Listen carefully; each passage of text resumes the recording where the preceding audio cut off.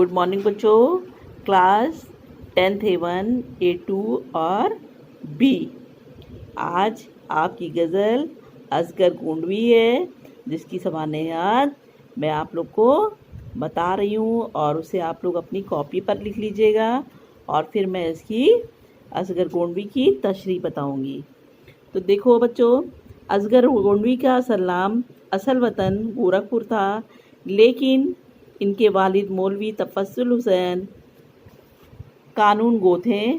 मुलाजमत के सिलसिले में एक तवील मुद्दत तक गोंडा में रहे, इसलिए आप असगर गोंडवी के नाम से मशहूर हो गए। असल नाम असगर हुसैन था। इब्तदाई तालीम घर पर हुई। इसके बाद गवर्नमेंट हाई स्कूल गोंडा में दाखिल हो गए। घरेलू परेशानियों की वजह से स्कूल छोड़ दिया। इस तरह इनकी तालीम मुकम्मल ना हो सकी। जाती मुताले और गौर फिक्र के ज़रिए इन्होंने अपनी खासी काबिलियत पैदा कर ली। असगर ने अपने इब्तदाई कलाम पर इस्लाम मुंशी खलील अहमद वाजिद बालग्रामी से ली। बाद में कुछ गज़लें मुंशी अमीरुल्लाह तस्लीम को भी दिखाई।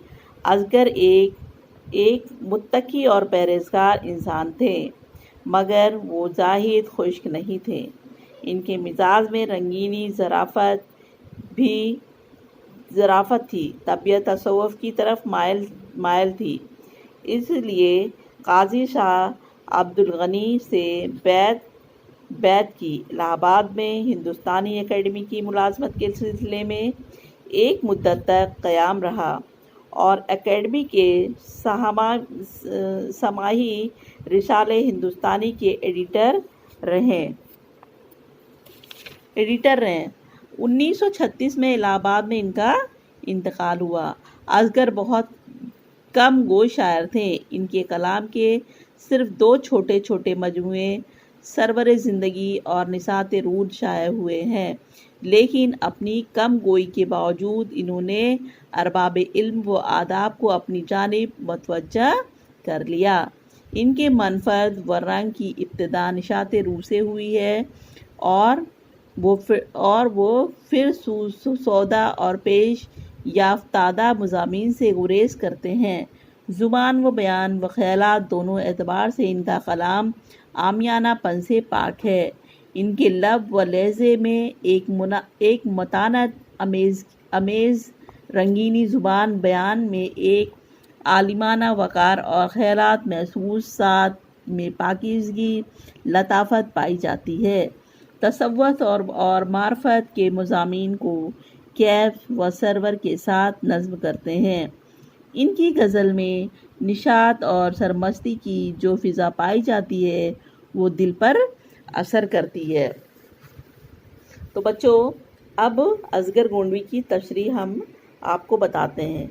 पाता नहीं जो लज़्ज़ते आ शहर को मैं, फिर क्या करूँगा काल करूँगा लेके इलाही असर गो में। तो शायर कह रहा है, ए मेरे रब, जब सुबह सुबह आहें भरने से मेरे महबूब पर कोई असर नहीं होता है, तो मैं ऐसा असर क्यों करूँगा जो कि बेअसर हो। अब दूसरा शेर आपका है, जीना भी आ गया है मुझे, मरना भी आ गया है, पहचानने लगा हूँ तुम्हारी नज़र को मैं। अब यहाँ पे शायर कह रहा है कि ए मेरे महबूब, जब से मैंने तुम्हारी बदली बदली निगाहें को पहचाना है, मुझे जीने और मरने का ढंग आ गया है।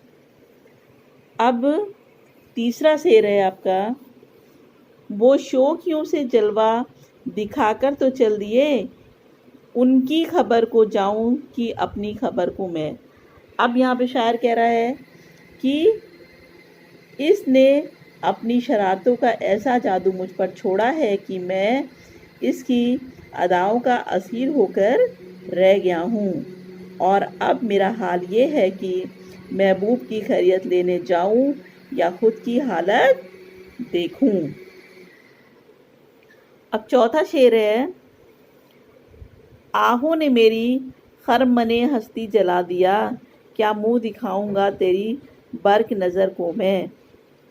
खरमने زندگی کے تنکے، برق مطلب بجلی۔ اب یہاں پہ شاعر کہہ رہا ہے کہ کہتا ہے کہ میری آہوں نے میرے آشیانے کو کیا کر جلا کر راکھ کر دیا ہے۔ اب سوچتا ہوں کہ میں کس طرح تیرے سامنے آؤں، کس طرح تیری برق جیسی نگاہوں کا سامنا کروں۔ اب آپ کا آخری شعر ہے، اصغر مجھے جنون نہیں لیکن یہ حال ہے، گھبرا رہا ہوں دیکھ کے یہ دیوانہ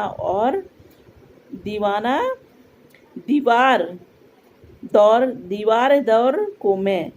اب یہاں پر اصغر کہہ رہے ہیں کہ میں کسی طرح کے پاگل پن یا دیوانگی میں مبتلا نہیں ہوا ہوں، لیکن پھر بھی یہ حال ہے کہ اپنے گھر کی در و دیوار کو دیکھ کر میں کیا ہو جاتا ہوں، پریشان ہو جاتا ہوں۔ تو بچوں یہ تشریح میں نے آپ لوگ کو سمجھائی ہے اور سوانح سمجھائی ہے، جسے بچوں اپنی کاپی پر صاف صاف لکھ لیجئے گا، ٹھیک ہے بچوں۔ اصغر گونڈوی۔ اور ابھی تک آپ لوگوں نے کتابیں وغیرہ خریدی کہ نہیں؟ جلدی سے بچوں کتاب خریدو اور جلدی اپنا کورس پورا کرو۔ اچھا بچوں، ٹھیک ہے۔